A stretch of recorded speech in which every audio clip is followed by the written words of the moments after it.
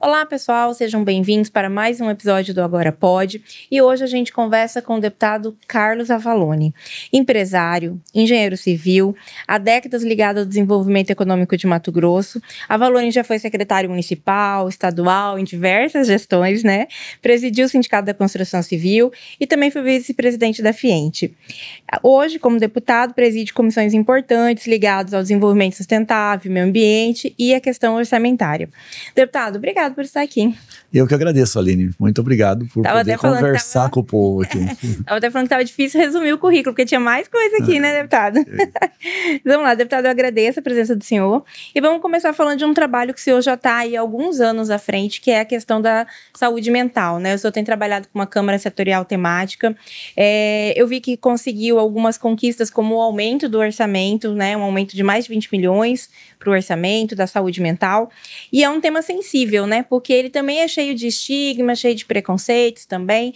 Mas falando um pouquinho mais da atuação nessa CST, o que a gente pode falar, além dessa questão orçamentária, quais avanços já pode ser sentido nessa política e como é que está também o acompanhamento e a fiscalização da aplicação desses recursos, né? Bom, Aline, primeiro falar sobre saúde mental é um tema que hoje virou para mim uma missão de vida. Não é mais uma ação como deputado. Deputado eu vou continuar sendo enquanto o povo quiser e me manter lá. Mas parar de falar sobre saúde mental, isso eu não vou parar mais. E vou explicar por quê. Eu falei assim, eu costumo dizer que Deus tem uma forma diferente de colocar a mão na gente para algumas missões. Às vezes a gente não entende, né? Mas tem um sentido.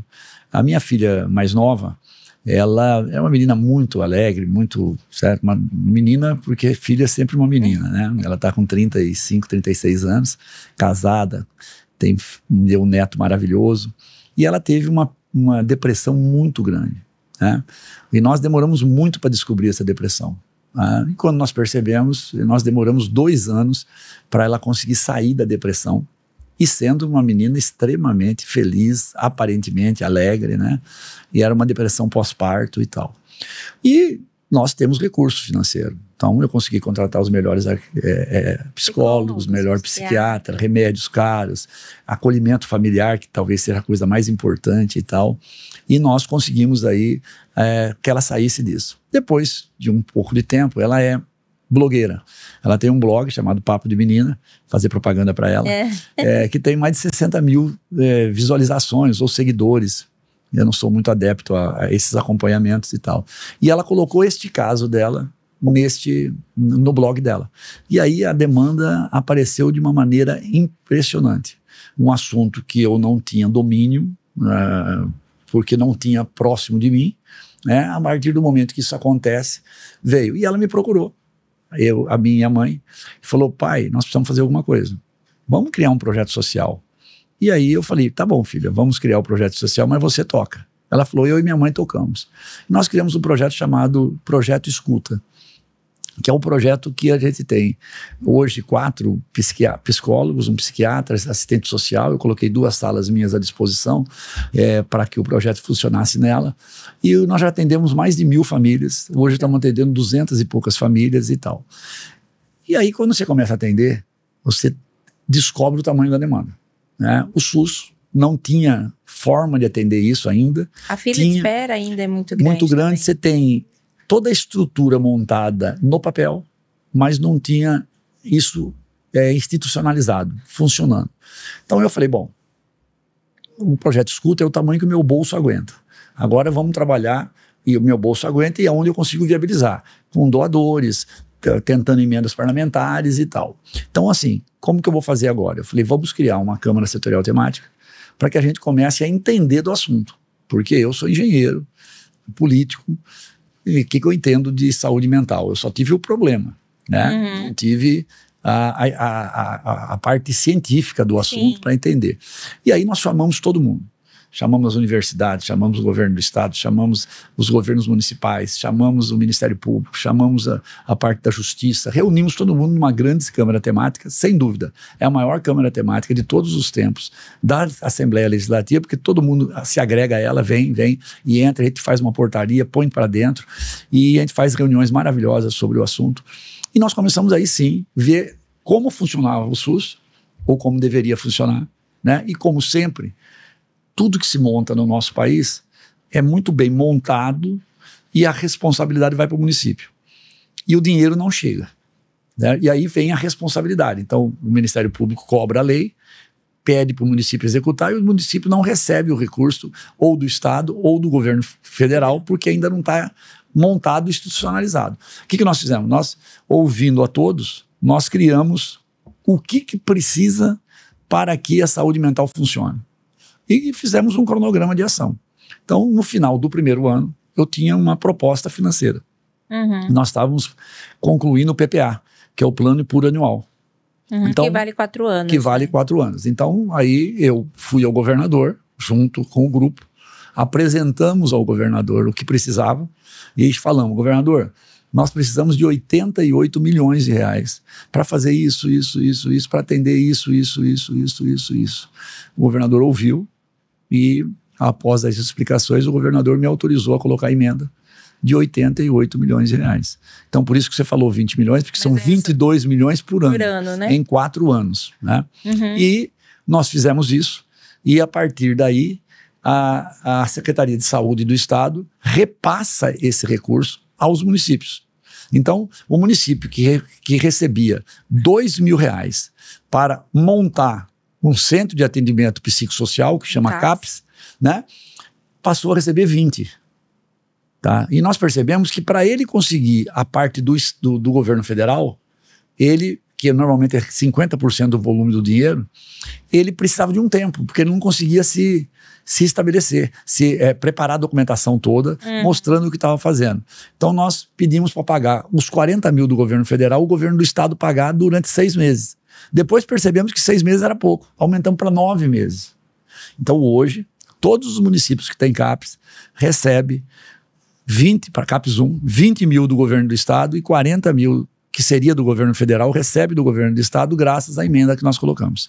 Entendi. Então, e hoje nós já temos quase 50 municípios Eu ia com perguntar CAPS. Quantos que já tem, né? Precisamos instalar 11 esse ano ainda, não sei se nós vamos conseguir todos, que é o que estava faltando, que são CAPS, as cidades que têm mais de 15 mil habitantes. Sim. Então, já tem 40 mais ou menos instalado, tem 5 ou 6 em instalação, e eu estou pessoalmente ligando para todos os prefeitos, junto com o Ministério Público, porque agora o Ministério Público pode cobrar. Sempre pôde, mas eu estou falando assim, agora tem mais, não tem motivo para o prefeito não fazer. Ali, né? Falta de dinheiro, pelo menos, porque agora o dinheiro tem. Então assim, é um trabalho maravilhoso, há muitas mãos, sabe? E o que a gente conseguiu foi tirar do papel, que o SUS sempre é muito bem estabelecido, mas é difícil para colocar para fazer o atendimento. Tem muita coisa ainda a fazer. Muita. Por isso que a Câmara já está no 3º ano, vai completar 3 anos. E como uma Câmara Setorial Temática, ela só pode funcionar por 6 meses mais 6, quando termina o prazo, eu mudo um pouco o nome, a Assembleia aprova e eu já estou no 3º ano com isso. Como o senhor disse, a questão da saúde mental, ela tem um leque de abrangência, né? E lógico, o recurso é importante para que a gente possa estruturar a rede pública, mas a gente sabe que é uma temática também que ela tem essa questão do estigma, de preconceitos, inclusive para se colocar no mercado de trabalho, porque tem alguns tipos de transtorno que são mais difíceis. A gente falou aqui especificamente da depressão, mas a gente sabe que tem várias outras questões aí também associadas.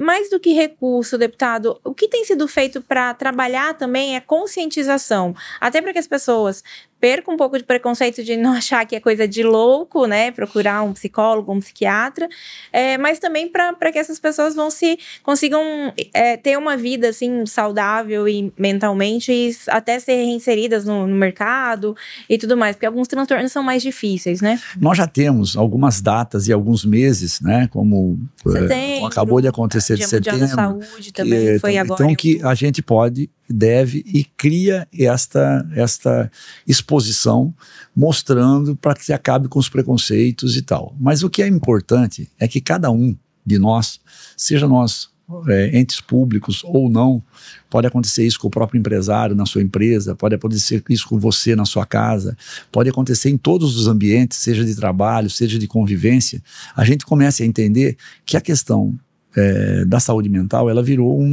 uma pandemia, não é nem uma epidemia, é uma pandemia.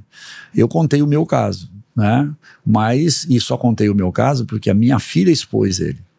Porque se ela não tivesse feito isso, eu não teria como fazer. Eu não posso contar o caso de uma pessoa, mesmo sendo minha filha, sem que ela disponha. Ela está tão bem que ela hoje cuida de um projeto social e conta o caso dela com a maior naturalidade, porque ela superou o problema. Então, o problema hoje está nas nossas casas, está no nosso ambiente de trabalho. Então, a gente tem que entender que nós temos que trabalhar cada um individualmente para tirar esse preconceito e derrubar esse preconceito. Então, eu falei o que eu fiz como deputado, mas eu sou vice-presidente da federação e eu assumi por 2 momentos a Federação das Indústrias esse ano como presidente, no mês de março e agora no mês de setembro. E nos 2 momentos, eu fui rever um projeto que já existia na Secretaria, na Federação das Indústrias para os nossos funcionários, que são 2.300 funcionários no estado. E você imagina que na Fiente, mesmo com um projeto que tinha de saúde mental, pelo menos 10%, 200 funcionários em algum momento se afasta do serviço por causa da saúde mental. Então imagina que isso também, para aqueles que não tiverem o lado humano de ver que isso é um problema e pensar no seu funcionário, que pense no seu bolso. Isso significa um prejuízo financeiro também, porque a pessoa se afasta e não trabalha e não dá rendimento. Tem a NR1, né, também, que está para ser... E aí a NR1 que começou agora, que está muito mal compreendida, principalmente pelos empresários, porque muitas pessoas oportunisticamente, não os empresários, mas começaram a vender projetos, dizendo, já tem uma NR1, você vai ter que fazer tal coisa, então eu estou te oferecendo aqui uma assessoria, e essa assessoria vai custar tantos mil, isso aqui vai ser tal. Primeiro que a NR1, e é uma responsabilidade da Federação das Indústrias também, através do SESI, nós trabalhamos isso lá também, então, assim, ela vai ser um suporte para que a gente mostre o que já tem na NR17, que já exige um monte de coisa, mas nunca foi fiscalizada. Agora com a NR1, ela vai dar os instrumentos para que você se prepare para cumprir a NR17, que já existe há bastante tempo. Mas também, como outras coisas, como no SUS e tal... E traz a questão da saúde mental um pouco mais clara também. Também, né? Certo? Então, aí eu volto para a Assembleia. Aí eu chego na Assembleia, eu procurei a mesa diretora, sentei com o Max, com o Dr. João, e ofereci um trabalho do SESI, que é uma pesquisa com todos os funcionários da Assembleia, para ver como está a saúde geral dos funcionários da Assembleia. O ambiente na Assembleia é um ambiente difícil, porque é um ambiente político, é um ambiente em que tem muitas trocas, porque nós somos todos passageiros lá. As mesas diretoras são de 2 em 2 anos. Cada vez que troca, tem uma troca de pessoas. Então as pessoas se sentem muito inseguras, elas se sentem muito vulneráveis. Então a saúde mental, provavelmente lá, tem mais dificuldades como os outros. Só no meu projeto social, tem 25 funcionários da Assembleia fazendo parte. E lá na Assembleia, você falou do preconceito, nós temos psicólogo, temos psiquiatra, e eles não vão lá. Por quê? Porque ninguém quer entrar na sala do psiquiatra para os colegas verem que ele está fazendo algum trabalho. Então ainda tem alguns que vão, mas muitos não vão. E talvez não quer trazer a família também. O medo, porque assim, querendo ou não, tá num ambiente de trabalho. Como é que eu vou falar do meu trabalho para a pessoa que é meu colega de trabalho também? Então tem uma série de coisas. Então, esse trabalho que eu ofereci para a Assembleia, a Fiente está oferecendo para a Assembleia, tá, gratuitamente, para que faça esse levantamento. Cada funcionário da Assembleia terá o seu perfil de como está a sua saúde, não só a saúde mental, mas com a saúde completa. Vai ver colesterol, vai ver comorbidade, vai ver uma série de coisas. É fantástico o programa. Além disso, nós vamos disponibilizar também atendimento psicossocial para todos os funcionários da Assembleia e todos os seus familiares. Então esse é um trabalho que a mesa diretora já comprou como uma ideia boa, e eu estou muito feliz de poder estar junto, fazendo parte deste projeto. Então este é um exemplo para que todos façam em seus ambientes. Aqueles que têm poder de decisão, entendam que se você não está fazendo isso, pensando nos seus funcionários, que deveria ser, pense no seu bolso. Porque é um prejuízo enorme se a pessoa não estiver bem.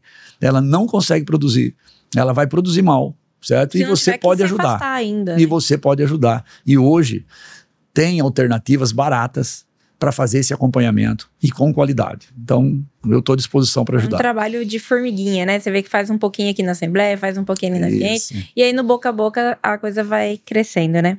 Agora, outra pauta que o senhor também tem estado à frente é a questão da violência, do combate à violência à mulher, a questão da mulher. O senhor é vice-presidente da Procuradoria da Mulher e agora também está na Comissão Especial de Combate à Violência contra a Mulher, né? Queria que o senhor falasse um pouquinho sobre isso, se já, através até da Procuradoria, que está um pouco mais tempo, né? Já dá para mensurar algum trabalho, ou como é que está esse diálogo aí de ações para a questão do combate, ainda mais em Mato Grosso, que lidera o ranking aí de feminicídio, né? Pois é, então, como o Mato Grosso lidera esse ranking, que é uma vergonha para todos nós, e principalmente para os homens, né? Porque não é mulher que bate mulher. Quem bate nas mulheres são os homens, né? E então a gente tem que fazer um trabalho que não vai ser feito com uma lei e nem com uma ação. Nada vai mudar só a partir de um movimento. Nós vamos ter que fazer um movimento de toda a sociedade. Esse não é um problema só da segurança pública. Esse é um problema de formação familiar, é um problema de sociedade, é um problema com uma série de outras coisas. Cultural, né? E cultural. Então, qual que é a única coisa que faz a transformação? Educação. As pessoas só se transformam pela educação. Então, se nós não começarmos dentro da escola, nós não vamos resolver. Porque, veja bem, a mesma criança, o mesmo menino, que entra na frente da mãe para evitar que o pai agrida ela, às vezes ele é agredido, às vezes ele leva uma facada, às vezes ele leva um tiro, às vezes ele se machuca. É o mesmo menino que 20 anos depois, 15 anos depois casa e faz a mesma coisa com a esposa. Então, é um processo de formação. Nós não vamos resolver isso em dois momentos. Então, como eu falei da questão da saúde mental, e se a gente entrar no tema da questão do meio ambiente, vai ser a mesma coisa com os exemplos que eu vou dar. Esse também é um exemplo que nós vamos ter que fazer a médio e longo prazo. Então tem que ter um trabalho continuado. Por isso que a comissão especial, que eu sou o relator hoje, e o Catani é o presidente, e uma outra câmara temática que também está em funcionamento lá, tudo em conjunto, vai ser muito importante para isso. Por quê? O governo faz muita coisa, o Tribunal de Justiça faz outras, a Defensoria Pública, todo mundo faz, mas ninguém está fazendo isso em rede, ninguém está fazendo isso coordenado. A Assembleia tem a capacidade de poder fazer essa coordenação e poder ajudar, porque ela pode pôr emenda no orçamento, ela pode mudar a direção de recursos e ela pode ser o ouvidor da sociedade, como ela é. Nós somos ouvidores, nós escutamos a sociedade o tempo inteiro. O tempo inteiro as pessoas estão lá, o executivo executa. Ele não precisa estar atento. Deveria estar, mas não é a função principal dele, né? Ele faz isso na campanha política. Ele fica lá na campanha política ouvindo, faz as propostas e depois executa as propostas que ele fez na campanha. Nós não. Nós ouvimos o tempo inteiro. É o tempo inteiro os gabinetes lotados, os prefeitos, os vereadores, todo mundo vendo a nós, a sociedade vindo a nós e dizendo, isso não está andando bem, nós precisamos melhorar aquilo. E nós precisamos juntar isso, então cabe a nós, em muitas áreas, e nós temos feito isso, é uma mudança de conceito que a Assembleia tem feito, e a gente faz a coordenação desses eventos. E isso tem acontecido com mais frequência. Eu acredito que é por isso que a Assembleia tem melhorado o seu conceito em relação à sociedade. A sociedade tem visto a Assembleia melhor do que via antigamente. Então, é por causa desse trabalho conjunto. E nas mulheres é a mesma coisa. Então, a Procuradoria da Mulher era uma lei que já existia, mas não tinha sido instalada. Então, eu pedi a instalação e fizemos a instalação no dia que eu fiz um evento para começar o trabalho do orçamento mulher. Então, eu chamei a ONU, eu chamei o Senado da República e o Congresso Nacional, eu chamei várias entidades que tinham experiência no Ministério do Planejamento, do Governo Federal, para que todos sentássemos juntos e entendêssemos como que funcionaria um orçamento mulher, aonde ele existia. No Brasil, o governo federal começou com a Simone Tebet assumindo o Ministério do Planejamento, e ela fez um trabalho grande no Senado da República, mas era um assunto mais da ONU, que montou isso em alguns países e vinha trabalhando para que isso acontecesse. E nós instituímos, um dos primeiros lugares foi Mato Grosso, e criamos o Orçamento Mulher. E nessa data nós instalamos a Procuradoria da Mulher. Hoje, acredito eu que mais de 40, 50 procuradorias da mulher já existem nos municípios. Nós estamos ajudando os municípios a criarem suas procuradorias através das câmaras de vereadores. Ao mesmo tempo, os prefeitos estão criando as secretarias da mulher, quer dizer, assim, as comissões de mulher nas câmaras, como já tem na Assembleia. Então, nós estamos começando a estruturar, e agora, com o Orçamento Mulher, as mulheres estão se enxergando no orçamento. Então, antes, ninguém se enxergava lá. E olha, isso é muito importante, Aline. São dados que você vai levantando e que você chega à conclusão, como eu cheguei, que homens e mulheres não têm que ter o mesmo direito. As mulheres têm que ter mais direito que os homens. Existe aí um projeto agora querendo mudar a Maria da Penha para incluir homens, né? Eu já queria que você falasse um pouquinho sobre isso. Já que você trouxe essa temática. Olha, eu vou te falar, assim, eu não sei com que sentido seria isso. Sinceramente, eu não consigo enxergar. Tá? Eu não vou nem discutir muito, porque eu não consigo enxergar qual seria o motivo de colocar os homens na Maria da Penha.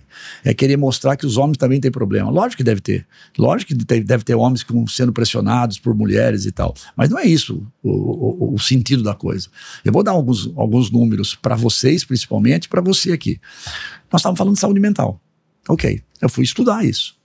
Então, nada como você colocar números em tudo isso. Bom, se uma família, um casal, tem um filho e o filho tem um problema, nasce com autismo, nasce com TDAH, nasce com... TDAH até não, mas assim, mais alguma coisa que seja não um autismo de primeiro, mas um autismo de terceiro, uma paralisia cerebral e tal. 83% das famílias é a mulher que cuida e o homem abandona. 83%. Onde está escrito isso? Que numa família, se tem um problema, é a mulher que cuida. Isso é uma vergonha. Então, como? Se a mulher é que cuida, a mulher não tem que ter o mesmo cuidado, o mesmo direito que os homens. Não só a mulher cuida, como o homem vai embora, né? Vai embora, paga uma pensão às vezes. E baixa, monta outra família e toca a vida. Certo? E a mulher fica num sofrimento. Hoje nós estamos começando a melhorar as leis de proteção às crianças com problema. Mas nós estamos nos esquecendo das mães. E as mães estão em sofrimento. Elas têm que parar a vida. Muitas delas têm 2 filhos, os 2 com problema. Tem 3 filhos, 3 com algum tipo de especialidade e tal. E ela está sozinha. E nós estamos olhando para as crianças e estamos esquecendo de olhar para as mães. E as mães estão começando a passar isso para as avós. Olha só. E eu tenho. Hoje nós temos, isso é dado oficial, tá? Que ninguém vai atrás. Certo? O que eu faço é ir atrás dos dados. Eu vou buscar onde eles estão. Bom, nós temos em Mato Grosso, aqui em Mato Grosso, 230 mil mulheres em casa cuidando de alguém. Que salário elas recebem? Quem paga isso a elas? Não, a família determinou que seriam elas. Ou, não é a família, é a situação. Ela com o espírito materno, ela cuida, ok? 230 mil mulheres. E quantos homens cuidam em casa? 5 mil. E se não cuida, é julgada, né? E se não cuida, é julgada. Certo? Então, veja bem, como que você quer falar que as mulheres têm que ter os mesmos direitos dos homens? As mulheres têm que ter mais direito que os homens. Ou os homens passem a cuidar. Lógico que eu não estou falando isso para todos os homens. Eu estou falando para quem faz parte desse número, que entende que este problema, por algum motivo, não é dele. Certo? Ele vai ajudar financeiramente, mas não precisa ajudar com a presença, com o carinho, com a determinação e com tudo. Todo caso não é igual ao outro. Pode ter casos que a pessoa sai não por este motivo, por outros motivos, mas eu estou falando que 83% não é uma conta muito fácil de você entender. Então, voltando a falar das mulheres, você vê como ela tem ligação com a saúde mental, é tudo interligado e tem ligação com a violência contra a mulher. Sim. É tudo interligado. Por isso que nós fizemos uma reunião hoje. Nós fizemos uma reunião na Assembleia, que é a 2ª reunião da comissão, e nós fizemos um planejamento de 1 ano de como nós vamos tratar isso. E como nós vamos chamar as pessoas para lá. Mas a única coisa que transforma é a educação. Se a gente não for para dentro das escolas, nós não vamos mudar essa realidade. Mas, deputado, a gente entende que sim, precisa ser mudada a educação, cultural, só que isso também é um trabalho que a gente pode pensar em médio e longo prazo. Hoje existe uma questão urgente. Como trabalhar essa questão urgente? Porque a gente tem, por exemplo, só esse ano 45 mulheres assassinadas. O ano passado inteiro foram 47, o que leva a gente a acreditar que esse ano a gente vai superar de novo esse número e talvez lidere novamente para o 3º ano consecutivo aí o ranking de feminicídio. É uma necessidade urgente. O que fazer, então? Como combater isso? Ou então a gente vai ter que ficar assistindo esses números até que esse investimento na educação traga retorno? Como mudar essa questão urgente? Pois é. Eu não acredito que mude rápido, sabe? Eu tenho que ser sincero em dizer isso, tá? Porque tem muitas ações sendo feitas, mas elas não estão dando resultado. Então, você tem o Tribunal de Justiça fazendo, através da doutora Maria Leotides, trabalhos fantásticos. Você tem a delegacia fazendo com papo de homem para homem. Você tem a Lírios, que é ONG, que é um negócio fazendo um trabalho maravilhoso na Várzea Grande. Você tem a Maria da Penha. O governador aumentou de 900 homens que estavam trabalhando junto com a Maria da Penha para 1.700 pessoas qualificadas e capacitadas, 90 para 170, só nessa área de dar atendimento. Foi criado núcleos de atendimento, foi criado um monte de coisa e o número aumenta. Então, o que mostra que se olhar só para a segurança pública, você não vai resolver. O problema está na família, o problema está na descomposição familiar que aconteceu no país. Certo? Então, por isso, aonde as crianças estão? Elas não estão mais dentro de casa sendo observado pela mãe e pelo pai. Hoje ela está na escola. O pai e a mãe trabalham fora e muitas vezes tem uma avó que cuida e que está lá junto. Ou algumas pessoas. Mas o tempo inteiro essas crianças não estão nesse ambiente familiar que eu fui criado. Tá? Então, como que funciona isso? Hoje funciona dentro da escola. A quantidade de horas que a criança fica na escola tem aumentado, graças a Deus. Eram 4 horas, 5 horas, 6 horas, e se Deus quiser vai aumentar isso. Muitos já ficam 8 horas, alguns já ficam 8 horas nas escolas. Então, dentro da escola, nós vamos conseguir preparar as crianças.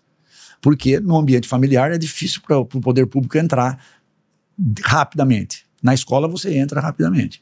Então, nós vamos continuar fazendo muitas coisas na área de segurança, nós vamos continuar fazendo muitas coisas na área social, de dar suporte. Nós temos que criar programas de crédito para as mulheres, porque muitas delas aceitam a situação por medo de deixar os filhos numa situação pior, porque não tem atividade financeira, então elas não têm como bancar as crianças sozinhas, então elas aceitam o início da agressão, que depois vira um feminicídio. Então assim, são muitos os casos. Tem a própria cultura, a mulher, primeiro o homem. Por isso o papo de homem é importante, de homem para homem. A maioria desses homens que são agressores, que começam a fazer esse papo de homem para homem, eles chegam lá, eles não estão convencidos que eles foram penalizados porque eles fizeram uma agressão. Eles estão penalizados porque alguém denunciou eles. E eles acham, e a culpa é da mulher ou do vizinho, ou do cara que denunciou ele, mas que ele não fez nada de errado. A mulher merecia apanhar. É isso que ele pensa. Uhum. Depois de um treinamento ou uma recapacitação desses homens, eles chegam a chorar por entender o tamanho do absurdo que eles fizeram. Então, a reincidência em violência doméstica é alta. Mas ao mesmo tempo, a maioria das mulheres acham que mereciam ter apanhado. Olha só. Por causa da formação. Elas são as cuidadoras, ela não fez direito o seu trabalho. Olha que nível chega. Porque aí tem a violência psicológica também, violência psicológica. Então, assim, hoje, aquela história de que em casal não se mete a colher, em briga de casal não mete a colher. Acabou.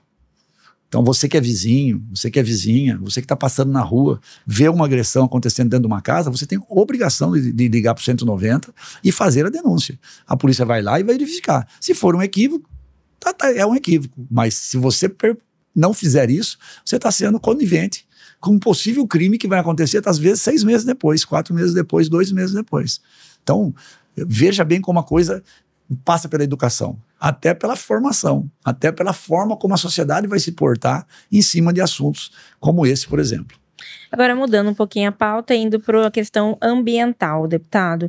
A gente teve um avanço esse ano, finalmente, de redução de incêndio, né, no Pantanal. Queria que o senhor falasse um pouquinho isso, porque eu sei que teve um trabalho muito forte da Comissão de Meio Ambiente nos anos anteriores, ali desde 2020 para cá, que a gente teve aquela queimada mais pesada, para que a gente conseguisse chegar nesse nível de redução de queimadas esse ano. E também queria já aproveitar e pedir para o senhor falar da participação na COP30, o senhor vai representando a Assembleia. Queria saber o que você acha que Mato Grosso pode levar e apresentar para a COP, mas também trazer de lá para cá. O que você espera desse debate aí? Bom, eu estava muito preocupado com a questão da COP, né, porque eu estava achando, estava percebendo que estava havendo muitos movimentos individuais do estado de Mato Grosso. E eu imaginava que estava faltando ter um evento mais conjunto, o estado falar de forma conjunta mesmo, né? Todos os segmentos juntos e tal. Mas eu estava equivocado. Na realidade, eu participei de um evento em Brasília, que é uma pré-COP, né? Muito importante.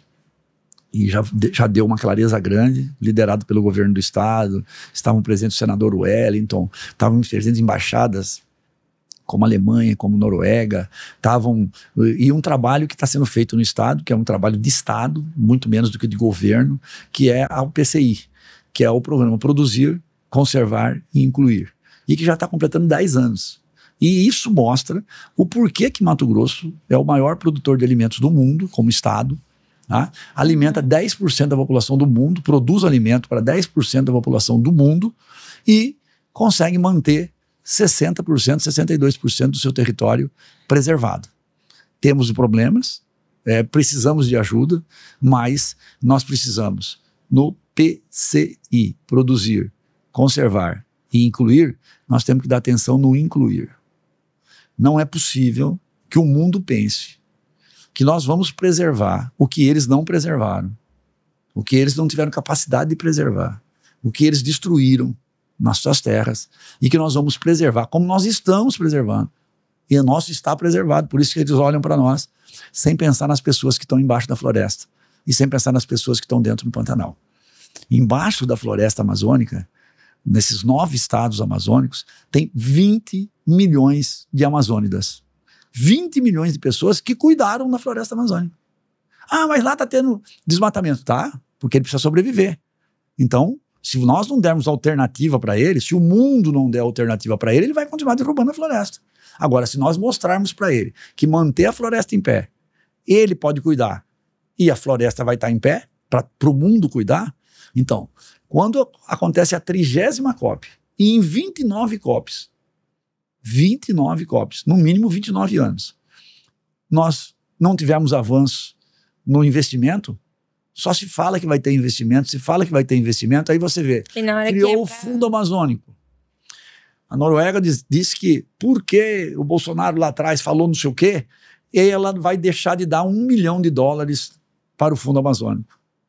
Gente, $1 milhão para o Fundo Amazônico é esmola.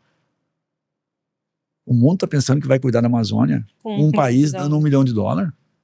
Aí o presidente dos Estados Unidos, o Biden, veio ao Brasil, quis conhecer a Amazônia, parou, não sei se foi no Amazonas ou no Pará, desceu lá e falou, olha, o que eu estou vendo aqui é fantástico, eu vou dar $50 milhões. É nada. É nada. As COPs terminam e eles falam que vão colocar $1 bilhão e não põe nada. E aí nós vamos cuidar da nossa população, vamos cuidar da floresta que está lá, vamos tirar eles de lá, e os índios e Yanomami estão morrendo de desnutrição, não são alfabetizados, não tem nada. Então, não tem como cuidar se você não fizer a relação. Até o Papa Francisco, antes de morrer, colocou que vamos olhar o meio ambiente, mas olhando com as pessoas. Não o meio ambiente solto. O meio ambiente existe para que nós possamos conviver de maneira sustentável. Agora, pensar na floresta em pé, sem pensar nas pessoas que estão embaixo dela, o exemplo é o Pantanal. Pantanal foi preservado por 300 anos, 400 anos pelos pantaneiros que cuidaram do Pantanal. Depois, por motivos absurdos, nós tiramos o pantaneiro de lá. Por quê? Porque nós começamos a proibir ele de fazer o que eles sempre fizeram, e o Pantanal estava intacto, e eles não tinham mais sustentabilidade lá dentro. Os pantaneiros saíram, e os caras que entraram, exemplo, foi aquele devastação que houve com veneno. Você acha que um pantaneiro faria aquilo? Jamais. Ele está lá há 300 anos, ele sabe o que a família falou e tal. Hoje não deixa nem limpar o Pantanal. Nem limpar o Pantanal pode. Agora pode. Porque agora nós fizemos uma lei, que é a Lei do Pantanal, que foi mais 3 anos, 4 anos de estudo, de discussão, de conhecimento. Fizemos a Lei do Pantanal no Mato Grosso, o Mato Grosso do Sul copiou a nossa lei. Aliás, lá está funcionando melhor que aqui, infelizmente, mas foi copiado do nosso. E agora o senador Wellington concluiu o Estatuto do Pantanal, que mais ou menos é a mesma coisa, porém dando um enfoque federal, porque o Pantanal é em 2 estados, certo? Mas o que é o principal disso tudo? É trazer o homem pantaneiro de volta, para que ele cuide. Então, na nossa lei do Pantanal, eu fiz questão de escrever no artigo assim, no Pantanal não pode agricultura como soja, algodão. No Pantanal não pode PCH. No Pantanal, a área alagada não pode mineração. No Pantanal só pode o quê? Só pode pecuária extensiva, turismo e ecoturismo. Pronto. E o que o pantaneiro sempre fez? Pecuária extensiva. Então é para trazer o pantaneiro de volta. É para que ele assuma de novo o controle e seja o grande guardião do Pantanal, como ele sempre foi. Agora, você falou eu fiz questão de falar tudo isso, porque 2020 teve aquele grande incêndio, devastador. Na pandemia ainda, né? Na pandemia, 2021, certo? Eu assumi naquele momento a Comissão do Meio Ambiente, eu desci nos incêndios com os bombeiros, com a Maureen, com o Corpo de Bombeiro e tal. Fui conhecer, na essência, como que era tudo aquilo lá, ver o que era aquele fogo subterrâneo, tudo isso. E o que nós percebemos naquele momento, Aline? Que a gente chegava nas fazendas, não tinha ninguém. Metade das fazendas abandonada. Aline, quem que abandona uma fazenda? Quem que não deixa a fazenda, deixa a fazenda? Porque não tem condições de tocar a fazenda, com a legislação que foi feita. Então as pessoas começaram a abandonar. Começava o fogo, antes do bombeiro chegar, o fogo já tomava. Quando você tem gente lá, o fazendeiro começa a dar o primeiro combate. E aí o bombeiro chega, já está numa outra situação. Nós começamos a inverter tudo isso. Hoje tem uma sala de situação que eu pedi no ano passado e foi instalado em Poconé, dentro do Sindicato Rural, que hoje, lá dentro do Sindicato Rural, dentro do Pantanal, ele vê onde começa o incêndio, o bombeiro está do lado, a 300 metros, o bombeiro sai dali e já vai lá e entra em contato por telefone, já fala com o fazendeiro, já começa a dar o combate. Então, isso ajudou. Além disso, lógico que o clima. São Pedro ajudou. Nós tivemos mais chuva, tivemos uma vida melhor, mas não para reduzir em 94%. Desse 94% tem a política, né? A política que foi planejada e tal, com várias ações. Parabéns aí ao Corpo de Bombeiro, ao Governo do Estado, a todos, a SEMA, Defesa Civil, todos aqueles que junto com a Assembleia, que só coordenou, puderam, junto com os fazendeiros, os pantaneiros, conseguiram reduzir. E no Estado reduziu 80%. Realmente o número é significativo, né? E a gente que acompanhou, eu estava trabalhando aqui também, a gente fez até uma série de reportagens na época. Era muito triste as imagens, né? Dos animais, seca, enfim, foi bem uma tragédia aquela no Pantanal. Agora, outro assunto que o senhor também está à frente na Assembleia é a questão do orçamento. A LOA já está tramitando lá. Eu levantei aqui algumas questões, inclusive sobre o orçamento para a mulher. Eu tinha até pontuado aqui que aumentou o valor para 10 milhões. O senhor falou que não era bem assim. Queria que o senhor explicasse um pouquinho sobre isso também. Bem, o orçamento mulher, num primeiro momento, ele não significa que vai colocar dinheiro nas mulheres, num primeiro momento. Num primeiro momento, é para que as ações que são feitas para as mulheres apareçam separadamente num orçamento. Para quê? Para que a gente veja que elas não são tantas assim. Vamos supor que você tivesse razão, que era 10 milhões.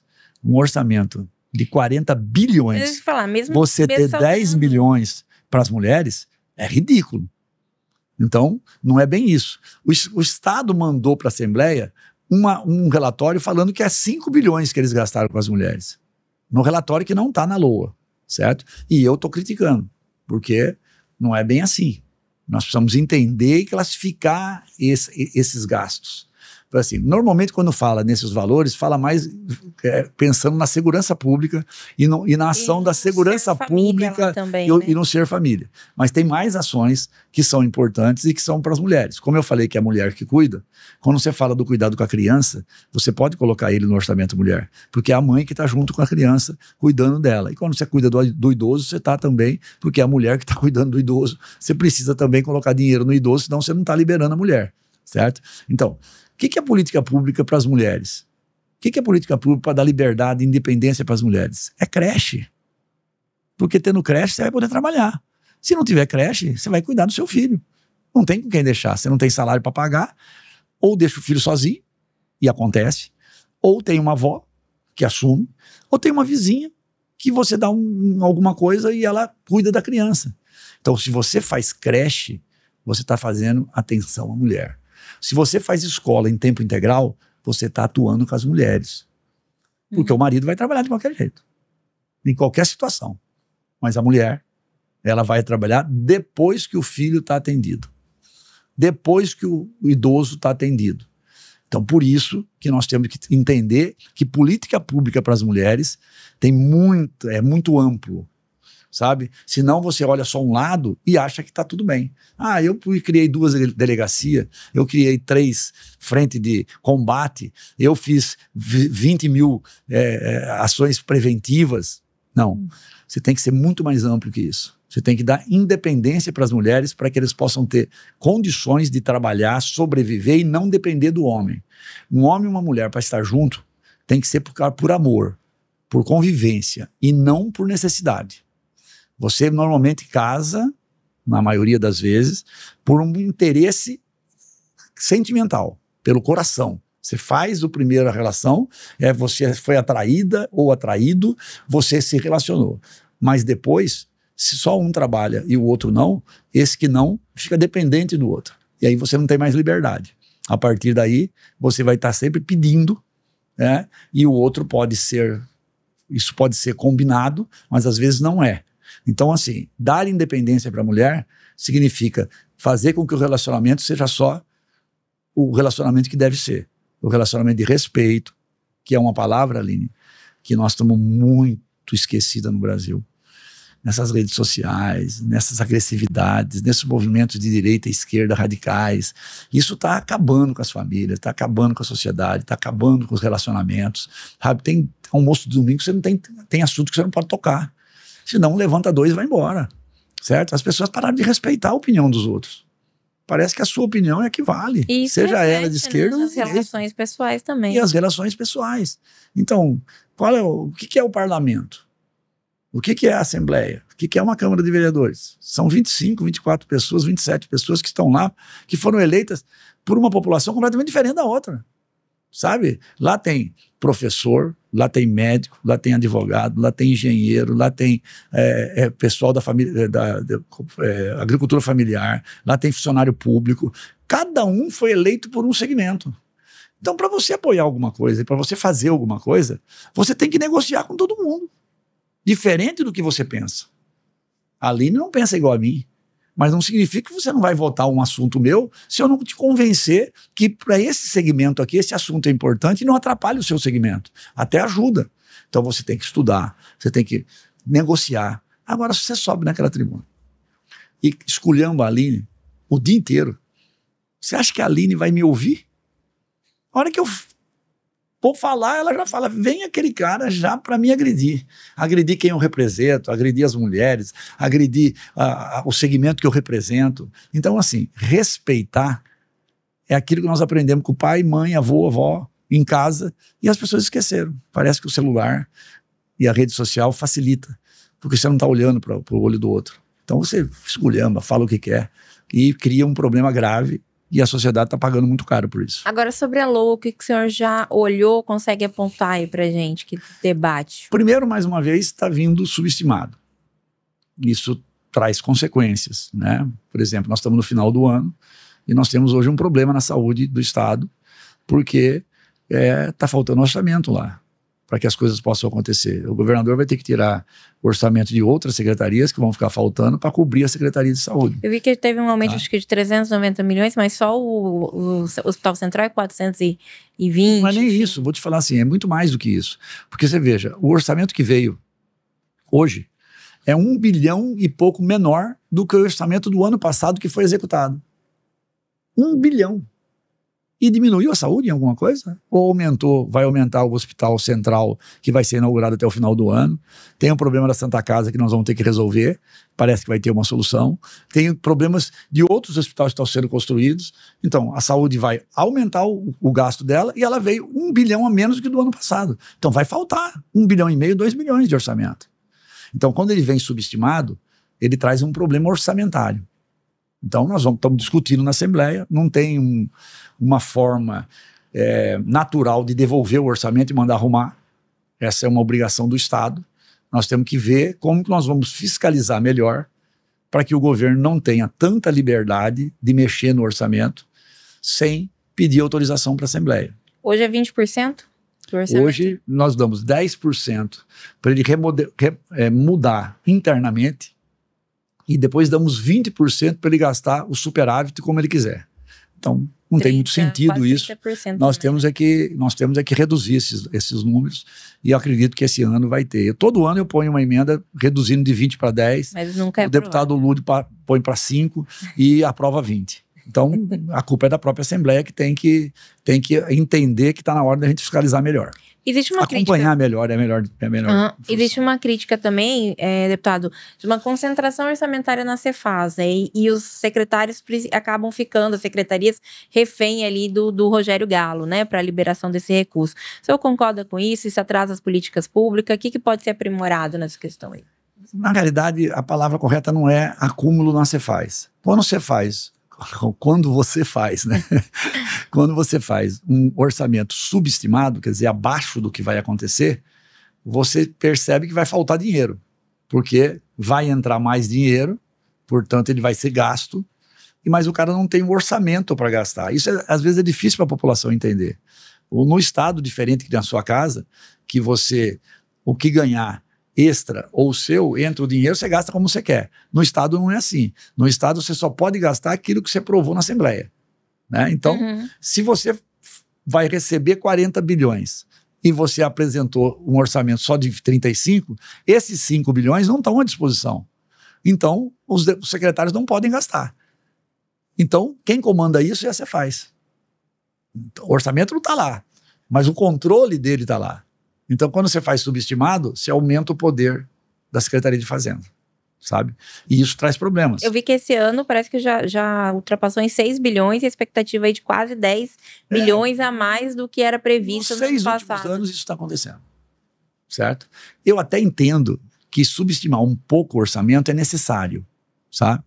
Porque você... Contratempos podem acontecer, uma pandemia, a gente viveu uma pandemia, então... Isso, exatamente isso. Agora, você imaginar que todo ano vai ter uma pandemia e fazer um subestimado é demais, certo? Porque depois cria esse problema que eu já falei aqui, que é... Então, a LOA vai ter muita discussão, precisa ter muita discussão.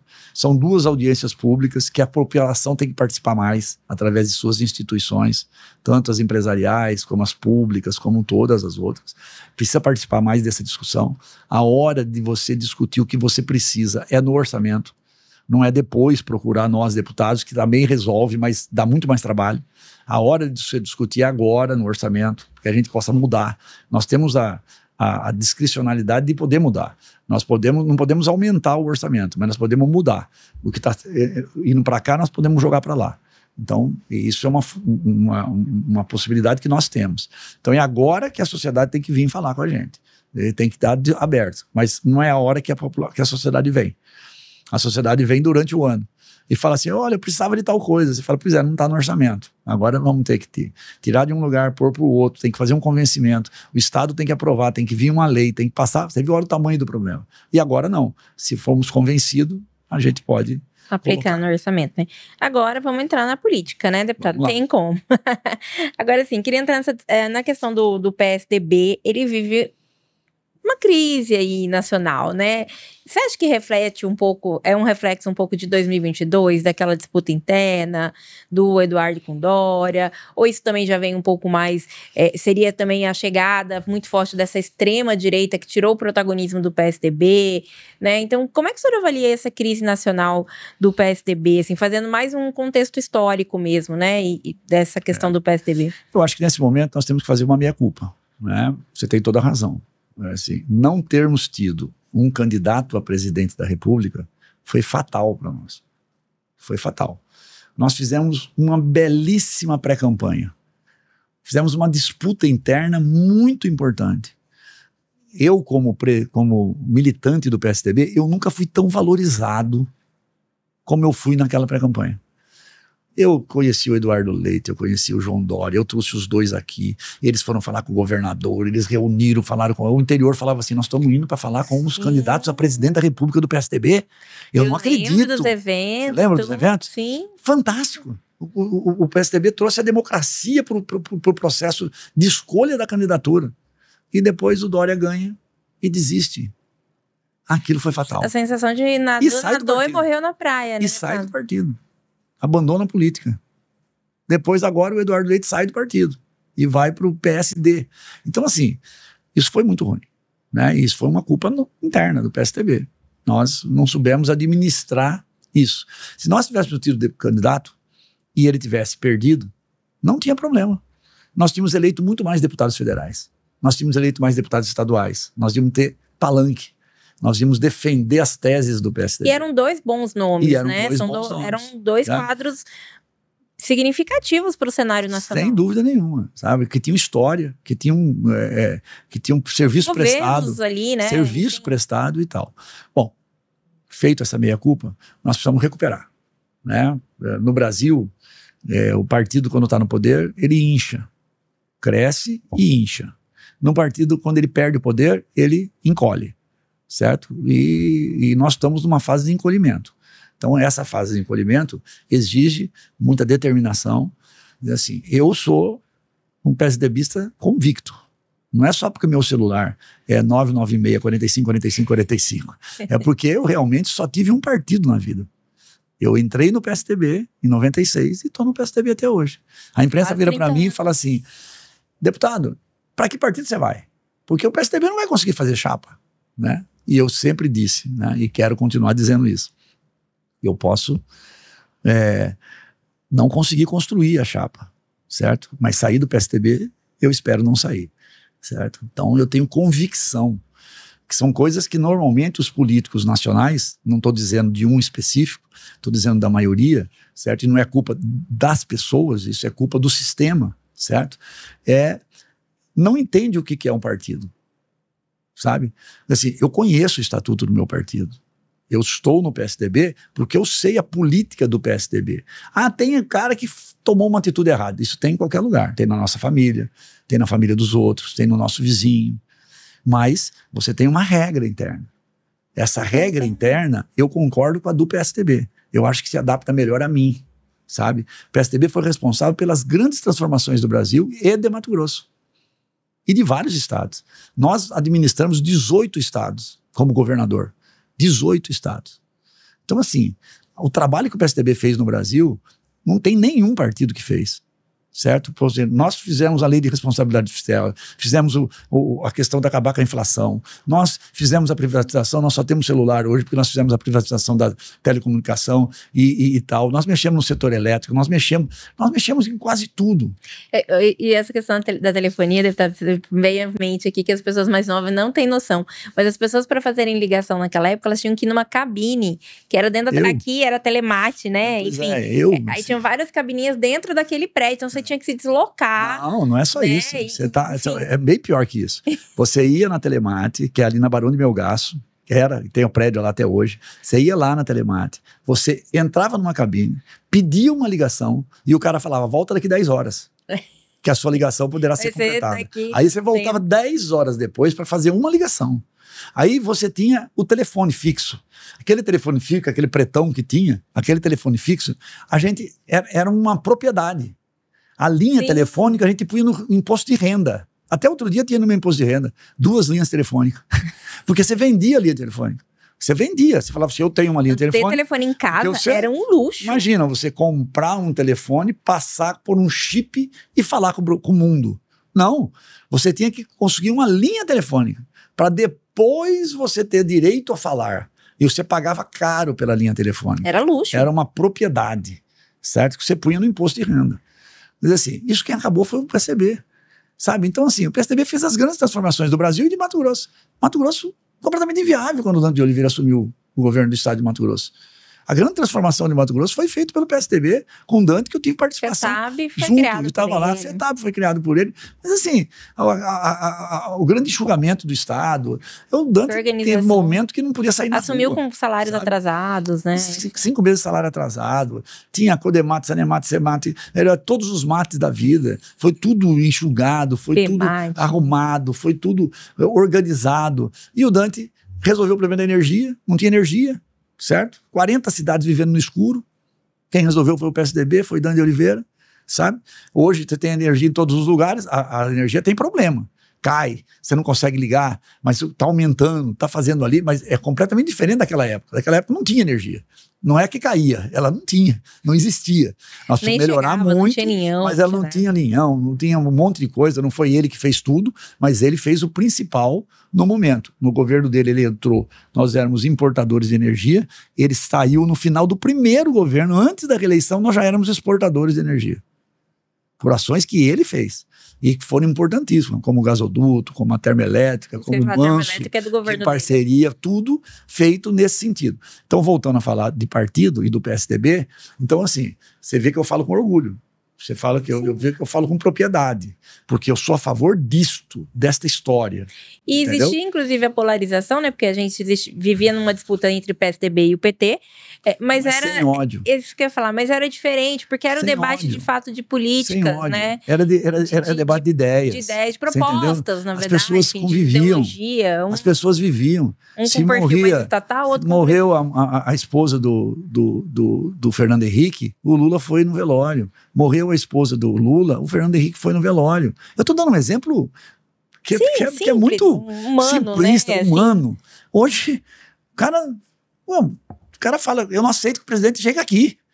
Eu não aceito que ele venha na minha cidade. As pessoas vão lá pedir para morrer. Você imagina o que pode.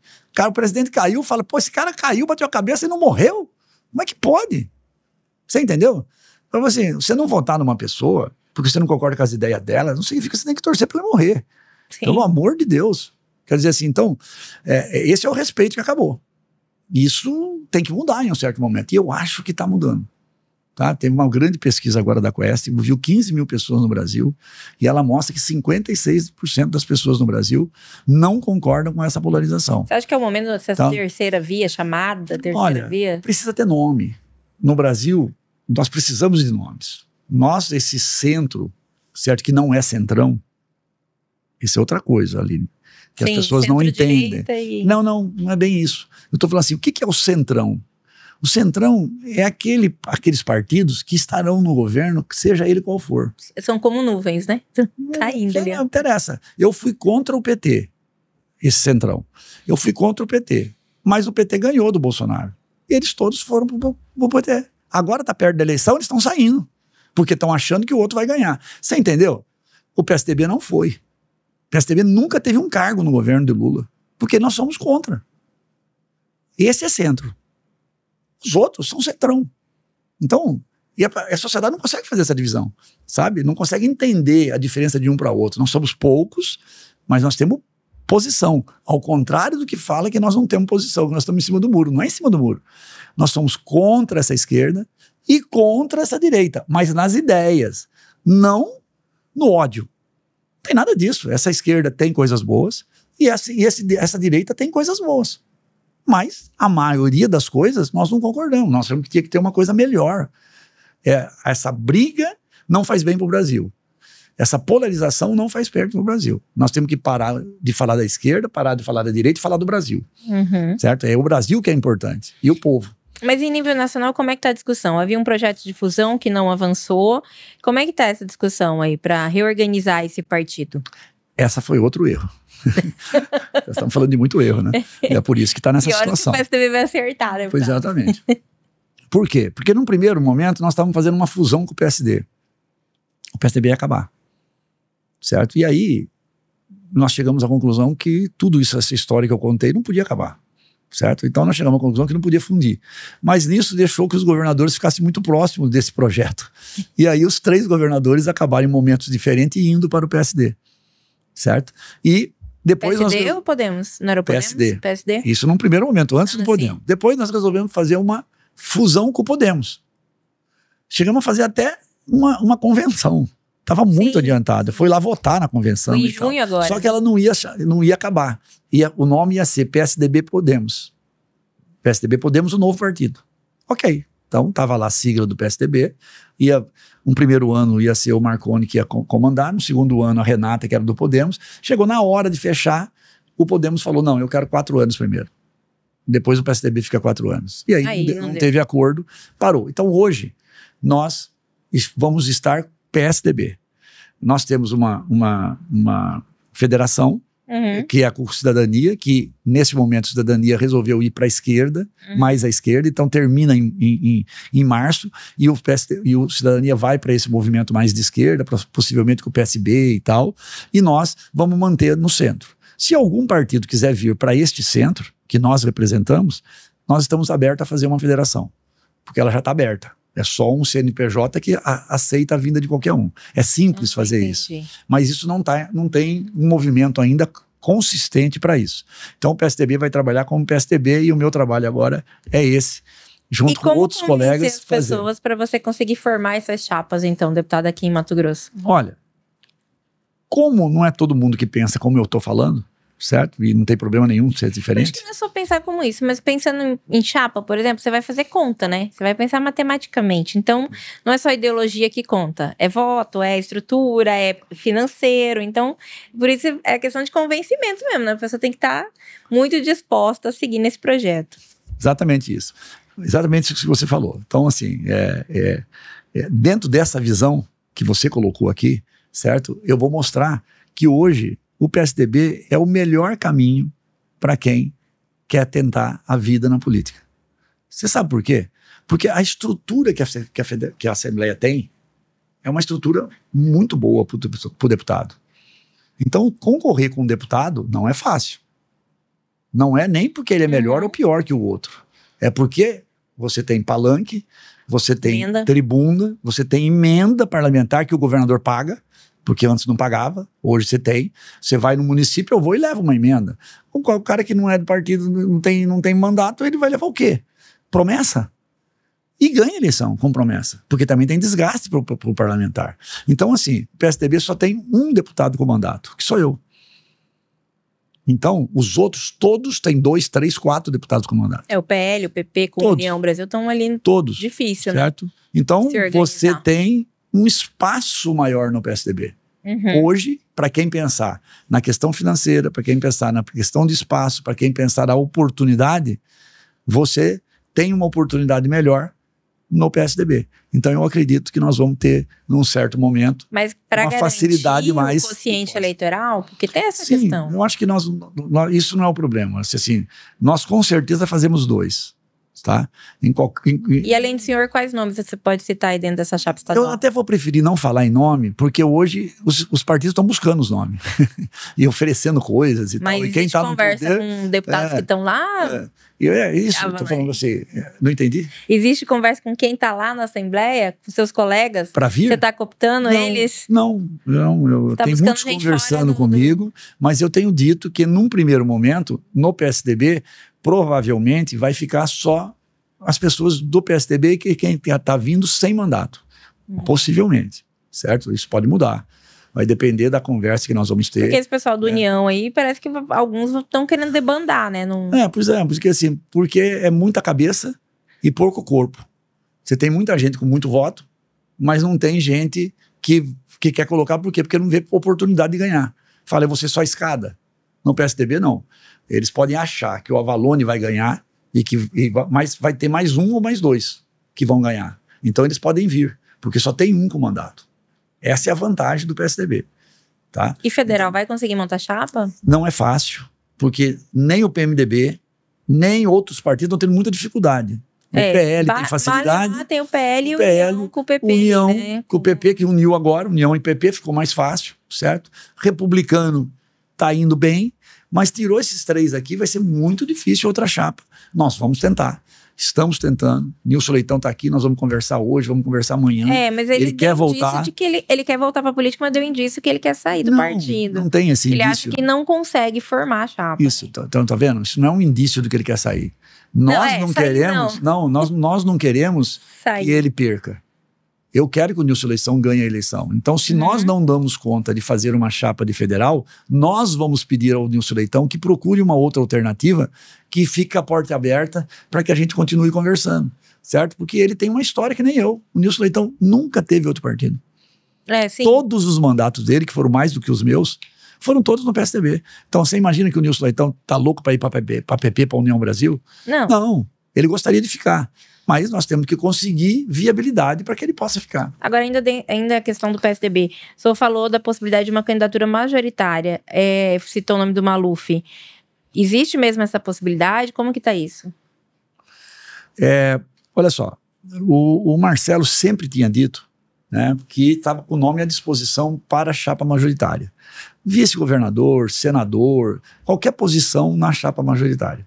Na última conversa que eu tive com ele, na semana passada, ele disse, olha, eu posso colocar meu nome ao governo do estado. E eu me surpreendi e gostei, né?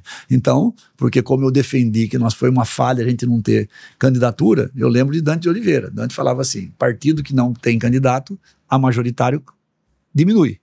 Então você tem que ter o nome, independente se você vai ter condições de ganhar ou não. Não que eu esteja dizendo que o Maluf não tem condições de ganhar, ao contrário. É sempre difícil ganhar uma candidatura de governo, mas ela é importante sempre. Certo? A gente nunca perde sendo candidato ao governo. Você pode deixar de ganhar, mas você constrói mais corpo, mais estrutura, né, para a campanha. Então, assim, ele está analisando, ele não deu uma palavra definitiva ainda, mas o nome dele está à disposição dentro do PSDB. Então, agora, já finalizando, deputado, deixa o espaço aberto aí para você deixar a sua mensagem, falar das suas pautas e que resultado que o senhor vai entregar aí para a população já caminhando daqui para o último ano de mandato, né? Bom, Aline, eu queria primeiro agradecer a você, a oportunidade, o espaço, um debate que a gente pode falar de vários temas, tem tempo para falar e é muito gostoso, eu gosto muito disso, te agradeço muito por dar essa oportunidade. Eu quero continuar entregando isso que nós discutimos aqui, essa pauta ambiental, essa pauta da saúde mental, essa pauta das mulheres, sempre mostrando para a sociedade que não é com uma lei que nós vamos resolver esses problemas, não é com uma ação isolada. É com uma união da sociedade. Então, a capacidade que é importante para nós no parlamento é liderar grupos de pessoas que muitas vezes conhecem mais do que a gente, o assunto específico, mas nós, com o cargo que essa mesma população nos deu, com o voto que essa população nos deu, nós estamos numa posição que nós podemos ajudar a fazer com que o resultado de todas essas pessoas surta para a sociedade. Projetos como o projeto da saúde mental, os 88 milhões, o projeto do Pantanal, o projeto da Procuradoria da Mulher, do Orçamento Mulher. Então, é continuar entregando propostas de políticas públicas que vão chegar até aqueles que mais precisam. Tá certo, deputado, eu agradeço o seu tempo aqui com a gente, sei que é difícil às vezes a agenda corrida, mas é muito bom a gente poder também tratar desses temas que são tão importantes e sensíveis para o Estado, né, e para a nossa população. Eu aproveito para convidar todo mundo para assistir esse episódio que vai ficar disponível no YouTube e nas nossas plataformas também de áudio, Spotify e outros, e seguir o Leia Agora no Instagram, leiagora.com.br e ficar ligadinho também no site para acompanhar as notícias durante a semana.